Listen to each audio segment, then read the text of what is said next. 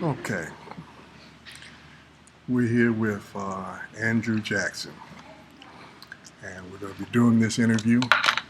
And this is the interview. What did you think of your father? I thought he was a great man, and he helped out a lot of people in our family tree. Hmm. What did you hate about him? Anything? Well, he only been around ever since only when I was 3 years old. He was killed. Okay, and how did that come about? Could you share details about He's that? a Or logger. He was a logger in the South, and they was cutting down a tree, and they was baiting the tree to go to the left. The wind shifted and blew and went to the right, and he was walking across the field, and his cousins and brothers was yelling, look out!" But they couldn't. He couldn't hear it because of the breeze, the tree movement, and it fell on his head and killed him. I understand. Yeah. Okay. Well, what did you like about him, for as much as you knew about him?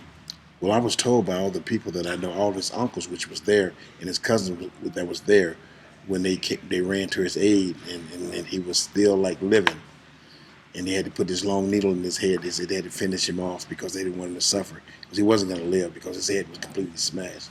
They said that he was the oldest of 14 brothers and sisters. He quit school to go to work to take care of his all his brothers and sisters, even though they had fathers and things like that. But his father was different from the other children's father. So he helped the mother out with all the other 13 siblings of his. I understand. What influence, in your opinion, did he have on your life? Or a great influence. He had a work ethics and a family ethics. He took care of quote unquote his family. He took care of his mother, his family also, which biologically he was born from, but he also took care of his own. I understand. What did you think of your mother? Oh, greatly highly, because she was the one that raised me. Mm-hmm. Yes, Is there any dislikes you had towards her? Or? yes, yeah. Um, Telling men what to do and controlling them. Mm-hmm. She controlled men. If they don't cooperate, she will beat them. I understand. Yes. She said she had to be like that because when her mother was young, men used to molest young ladies when she was coming up in the 20s and the 30s. Her mother, and she said her mother and her sisters and cousins and relatives in that era of the norm, they carried straight razors. And if a man get out of hand and do the wrong thing toward them, they would use that straight razor on them. That Ah, was the weapon of choice back in the 30s and the 40s. got No, it. we go back in the 20s. Let's make it the 20s. Okay then. And back in the country, in the backwoods. Mm-hmm. Yeah. What did you love about her? Love about her? Everything she taught me, from loving people, always give someone something when you meet them or greet them and come to their home the first time.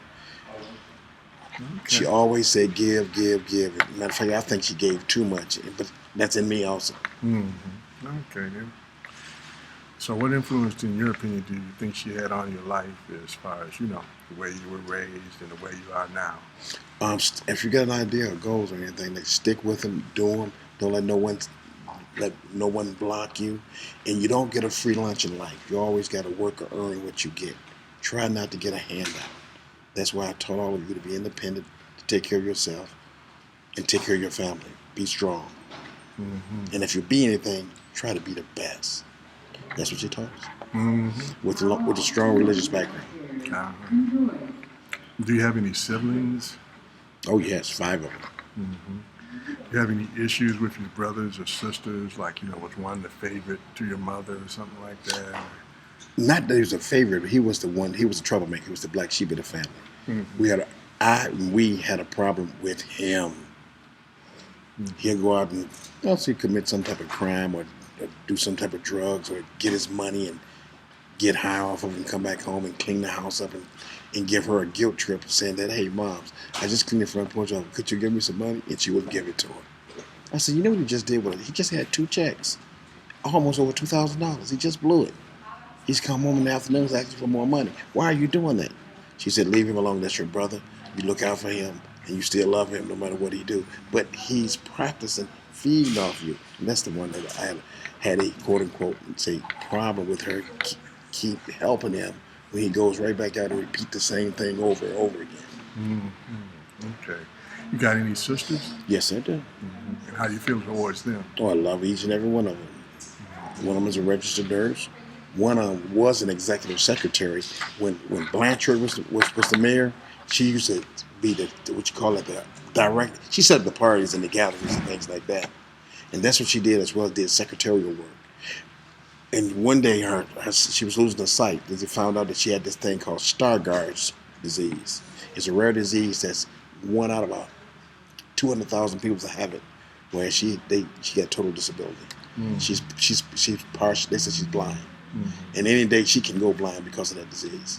So she's not she had to leave that profession and get disability. And she was like 26, 27 years old. Okay.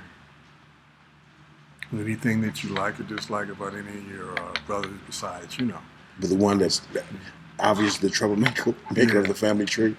Well, let me try to think. I got another brother. He's envious of me. And we talk about it because he told me, he said one day he was riding his bike. He said a car hit him and he rolled over the hood. And he said, Muck. They called me Muck. Milker Man to Mucker Man. They said, guess what happened? Guess what I was thinking about when I was rolling over that hood?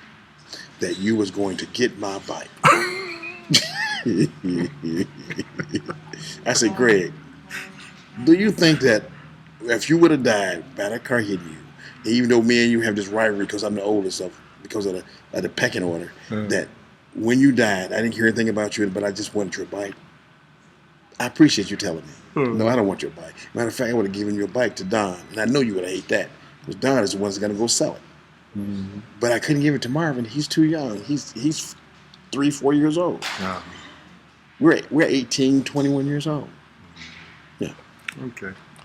What type of discipline were you subjected to when you were growing up? Oh, the rod, the belt, the switch, broom, the stick, ball, plate,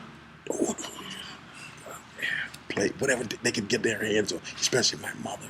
Because I used to run from her. I used to laugh at her. You can't do anything to me. You can't catch me. So my cousins and things, they used to catch me for her, and I get disciplined like that with all the above. So you found the discipline pretty strict? Oh, very strict. Oh, very strict. Did you feel overprotected? No, not overprotected, no.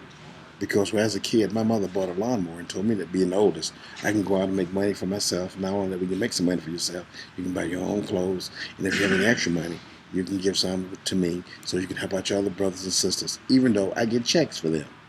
I didn't have to do it. She said, but I'm teaching you how to fish. Because if I give you a fish, you're probably not going to learn how to survive. So you're the first one, and it's your job. So she bought me a brand new, and my stepfather, I got to put him in the picture. They both bought me a lawnmower with a bag and everything as a little kid. I went through the neighborhood, getting people to cut the grass. And I was a little grass cutter in the neighborhood.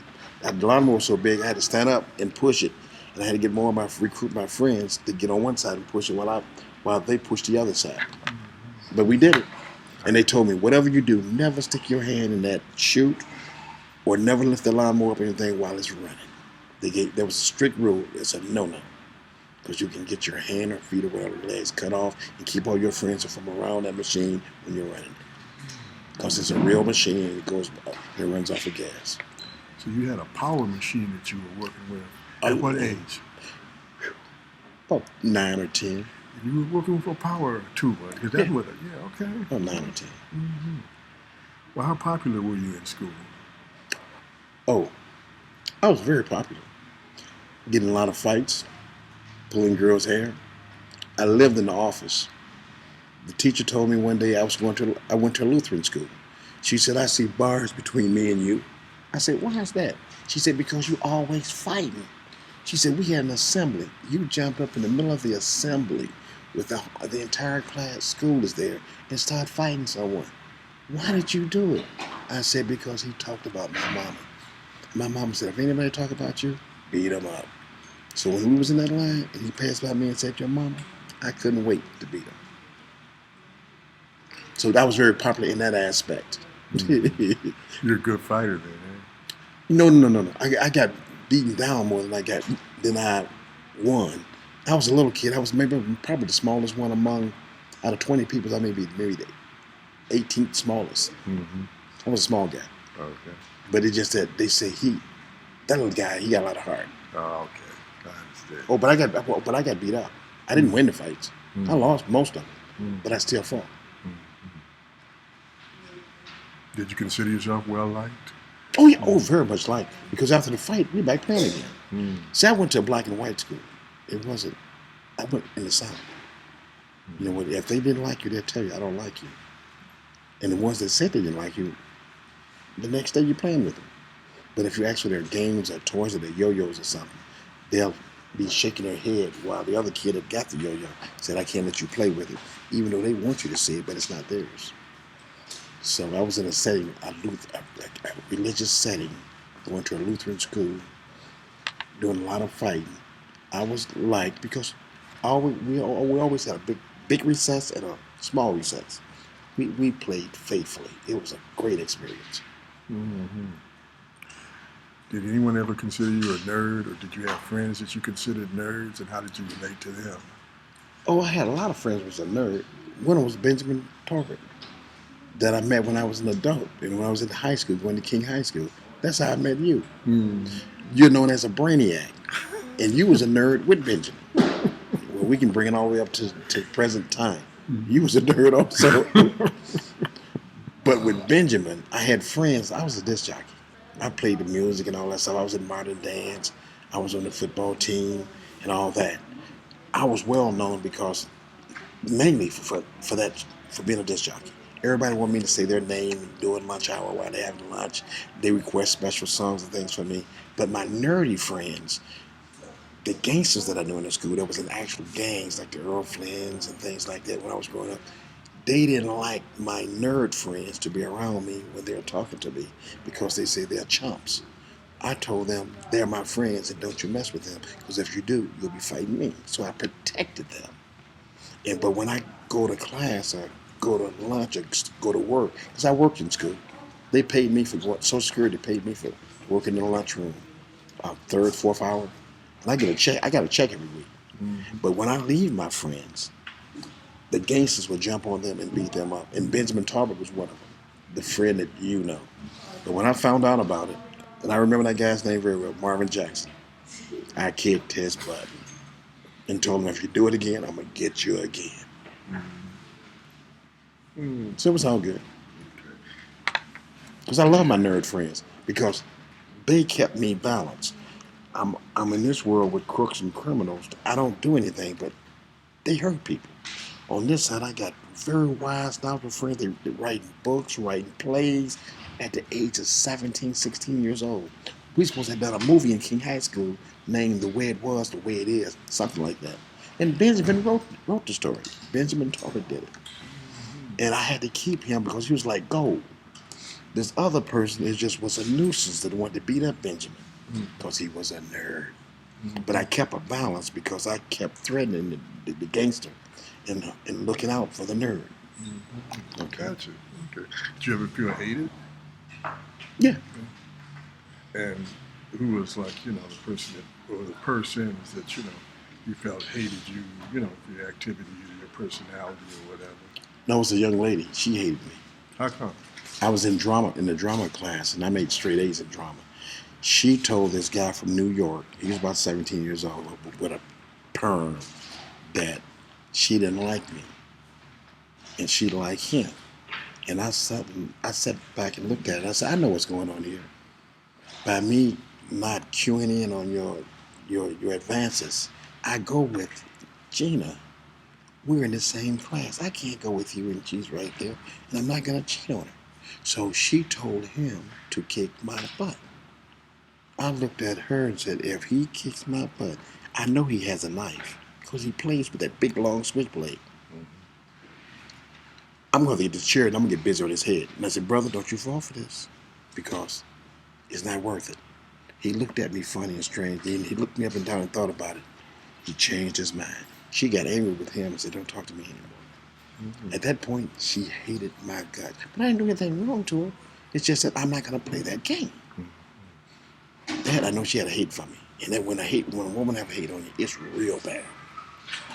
Now, throughout the weeks and months, oh, she didn't hate me anymore. She hated me just for calling it a season.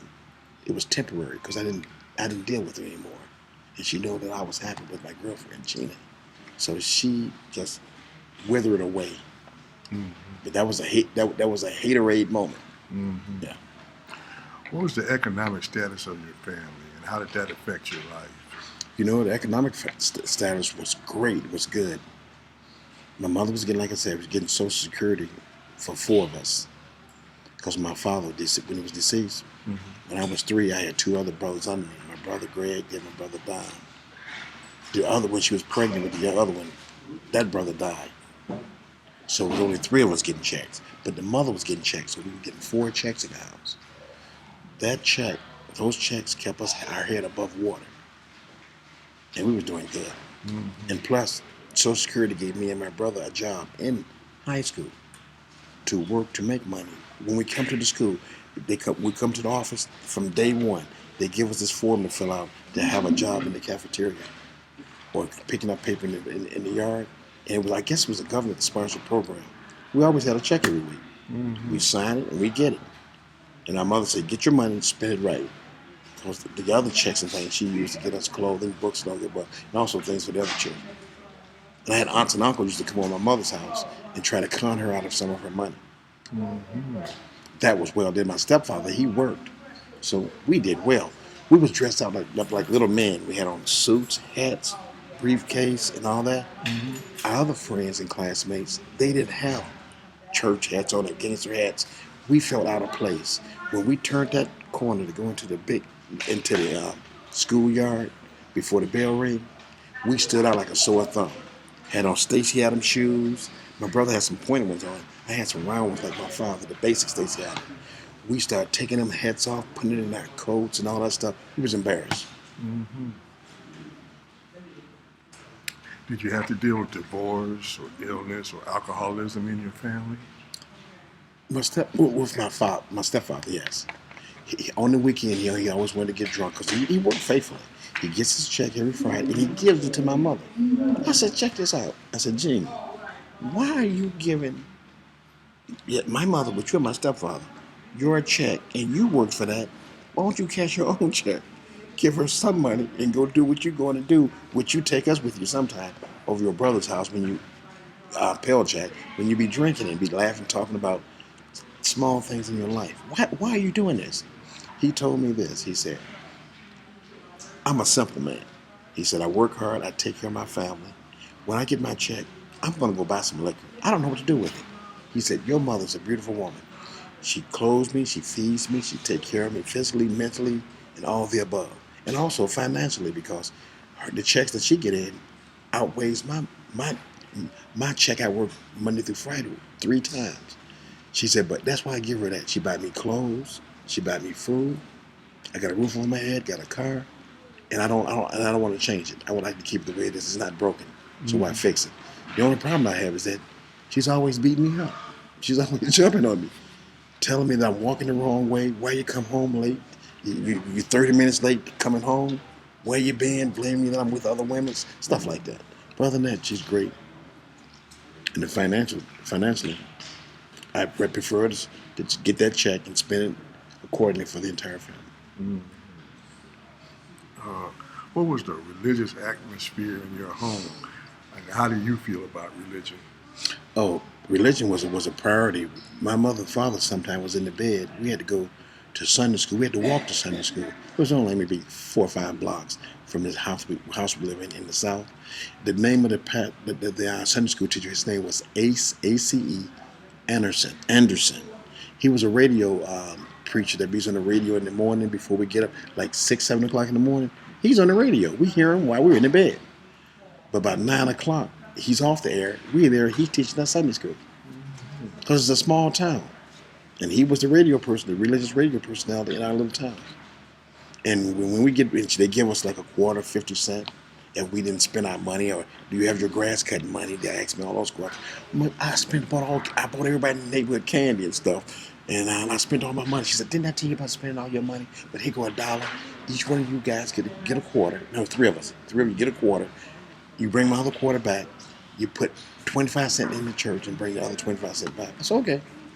En route to the store, we will stop at the store, buy half of it in candy, give the other half to the pastor, like 10 cents, rarely 15 cents. And we would tell her we gave them the whole 25 cents. But church was beautiful. It was Sunday school, really. And then when we came home, and when it's a Sunday, they'd be ready so we can go to church in the afternoons. So we go in the daytime as well as the afternoon. It was kind of rough about going to church. We was tired of it. We had a problem with it. Why do we go to church all the time? We had issues with that. But we had to sit up there and listen to that man preach, pray, and you know what I'm saying, put God first all our life. Now, you said you were in a small town. Did you live in Detroit all your life? Or? No. What age was I when we got here? About 13, 14, right after the riot. I came to Detroit. And you came from? Selma, Alabama. Is that right? Where they had the march there with Dr. King. We was there at the Edmonds Pettus Bridge when Dr. King walked across. My mother said, "Don't go down there where they're marching at, okay?" I said, "Okay, my dear, we're not doing it." When we jumped on those bikes, we couldn't wait to get down there where it was marching at. That was the first place we went. It was about 20 of us. All the kids in the neighborhood were down there. Do you consider yourself smart or slow-witted? With what? With anything. You know, there's some things, you know, you feel like you pick up quick, or, you know, you deal with this subject very, you know, intelligently, or do you feel there's other subjects that, you know, you're not as accomplished with? I'm slow with women. Why do they take men through the stuff that they do? And I just found this out when I got like maybe 45 or 50. I didn't know I was slow until then because I got a divorce. And it bust my little bubble. I said, wait a minute. I do have drama in my life. I was going through life thinking I didn't have any trauma, but all my friends around me did.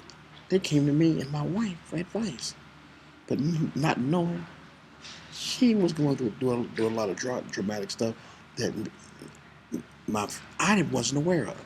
I found out through my children what she was doing because I was so busy. Had a towing business. I worked for the city, and I was managing a restaurant. I had too much to do to focus on the small things, what she was doing. I just wanted her to have food overhead, a beautiful home, a beautiful car. Now, if you need the money, tell me, I'll give it to you. You had no responsibility to pay any bills. She chose to pay the water bill. It went to the water bill and the telephone bill because she wanted a responsibility. I said, well, take it. I said, the new car that I have, you drive it. I got 3 tow trucks I got to drive. And I'm going to drive a truck, something that makes money. And that was my prime directive. I didn't focus on the small thing. Why my wife come home late with the kids? What's going on? And that's it, women. And don't be so busy where you don't know what's going on at home and thinking everything's great and okie-dory because you're giving other people's advice. In reality, you need it more so than they do, even though your wife is right there giving the advice that I'm giving to my friends. Women in the matrix of the drama that men go through with women. That's it. How did you do in school? Would you say your background in education has influenced your speech patterns or your vocabulary and other habits and mannerisms, or school didn't have any real influence on that at all? I had great. I was in journalism, like I said. I was in the football team. I was on the baseball team until they threw me off, so I needed some glasses, and I didn't. I was there for 2 weeks, but they threw me off because I could not catch the ball a certain way because I broke my glasses and didn't realize that. I could have told the coach, but I was very popular. I was in, what does I do? I always had a lot of friends. I was very influential in communicating and talking to people. When I was in high school, I was in journalism. I sold in the school newspaper.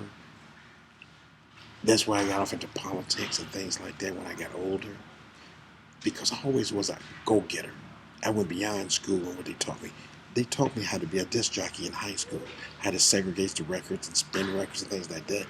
So I took what they taught me in school and took it on the streets and bought all my DJ equipment and called myself Universal Production. I was making money when I was like 17 years old in the streets, coming to school DJing at 17. I'm working after-hour joints and clubs at night, 17 years old.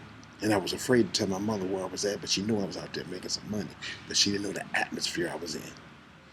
I was at doctors, lawyers, school teachers, city workers, factory workers. in an after-hour joint DJing, and they doing all type of morbid things around me. But they loved me for what I did, and they paid me $50 for those 2 or 3 hours that I worked for them because I had to get off work to go there. I get off at work at 11 o'clock. 11:30, I'd probably be there. From 12 to 2, I'd be DJing. Then I'd come home. And because my mother lived with me in my downstairs flat at this time, I was grown. No. This was when I was 21. She was living in my house. She sure was. She was living in my house because I bought my first house when I was 18. She was living in my house. So the stuff I was doing in the streets, I didn't tell her what I was doing, but she knew I was in a safe environment because I always hung around adults. My friends hung with me because of what I do. They was like my people that carry my equipment and stuff like that, and they meet women and things like that and leave me with all this equipment. And I got to take my equipment home because they're not there to help me when I take equipment with me. But when I do those little small excursions on Friday night, go to the after-hour joints, they have their own equipment. But I suffered that by being a disc jockey. The nights on Saturday nights and Sunday nights when I'm working and had to carry all my equipment and haul it, they helped me with it. But most of the time, half of them, maybe 2 or 3 of them with me. Be one person with me, if not none of them, and I'd be taking all the equipment, taking it home in my station wagon or my truck by myself because they found them a young lady and they go home with them. And I'm saying, them dirty rats. I used to pay them before they do the job. So I stopped doing that. I said, if you're not here to take this equipment, I don't owe you nothing. They said, hey, no problem. I said, well, most of the reason why I'm doing this with you because I get in free. They didn't have to pay to get in.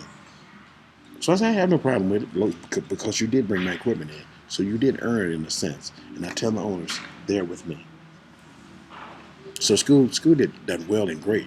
The stuff I learned in school, I actually practice it in the streets. Did you like your school, your teachers, and your classmates? Oh, I loved all my. I loved all of them. I really had no problem because I was a guy that could fight. I know street sense and I know book sense, and I was like in 2 worlds. I didn't choose to do the street sense. Matter of fact, I was really what you call a nerd also, but I was a nerd that could fight. The gangsters that I hung around said, Jackson, you know what? Seemed like you shouldn't be here with us, but you are, man. He said, I want to kick your butt, but you kick my butt all the time. We play fight, but I got somebody to kick your butt today. They bring people to fight me, and I get in a fight with them. I win most of the time. A few times I lose, but I was a nerd. But I always wanted to be bad, but I didn't fit in. And when I tried to be bad, people be laughing at me. They said, man, you know what? You're trying to be tough. You ain't tough. We can see through that. You don't even belong here with us. Why are you here? I said, man, check this out. Leave me alone. Matter of fact, I try to talk ghetto. Like, what's up, dog? What's up, squirrel? Stuff like that. They saw through that. I said, wait a minute, I'm an actor. You can't see through that. He said, yes, we can. They did. So I got busted. I see. Okay. So I lived double life. Mm-hmm. When they did their crime and things and did bad things to people, I can walk past them while they're doing it. They say, how you do drugs? You got it. They keep going. They keep doing what they're doing. Because I won't tell on them. But don't involve me in it. Because sometimes they used to rob the potato chip truck or the candy truck or something, come to the school and ask me, could they put it in the trunk of my car? I said, wait a minute, man. You get me involved. I can't do that. They'll see you putting that in my car. Look, all those windows. What did you guys do? Did they tell me again what they did? I said, oh, no. And I have to get away from them. Because like I said, I used to look out for my nerd friend. I used to fight them all the time because of my nerd friend. I said, you jump on my nerd friend. As a matter of fact, I told all the nerds and the bookworms and the people that didn't fit in, tell them that you're my cousin. So they went around telling the gangsters, they walking through the hallway, minding their own business, that I'm Andrew's cousin. But some of them said that and was agitating them. Oh, they got their butt kicked. Oh, they came back and told me, you had to kick your cousin's ass. So what happened? He kept intimidating me, threatening me, saying little small things because he's your cousin. And I had to fight. I said, you know what? No problem. I went back and told my nerd. I said, you know what? You can always get your butt kicked.